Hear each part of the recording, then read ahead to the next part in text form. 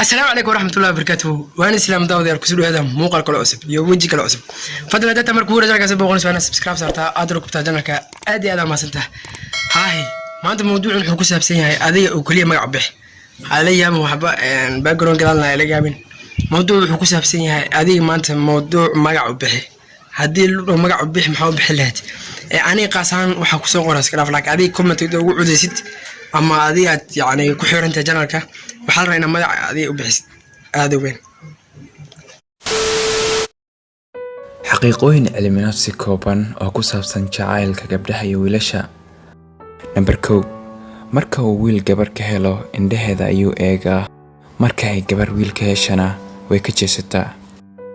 Number 2 wiilasha ugu horeen waxay jacayl u qaadaan waxay arkaan, gabdhahana ugu horeen waxay maqlaan ayay jeclaadaan. Number 3 gabdhaha waxaa aad soo jiita wiilasha faniga ah ama kuwa ka qosliya ayaga, wiilashana waxaa aad u soo jiita gabdhaha naftooda ku kalsoon.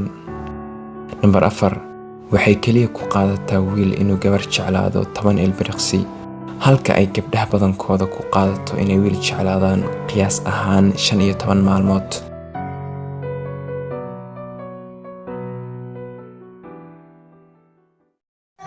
I hope waxaan filaa in aad si degan aad kusoo dhageystay aad yani aad wiximaankaaga aad kusoo bixi doontid. intaas ayuu muuqaalka ku yahay fadlan aad ka heshay muuqaalkan subscribe garee like saar aad aad ma santahay si kasta aad kuma sidii dabasho muuqaalka doonto insha Allah dhamaad waxaan leeyahay farxad iyo basbaas barwaaqo reer abdada asbaxna balna muuqaalka insha Allah bye bye.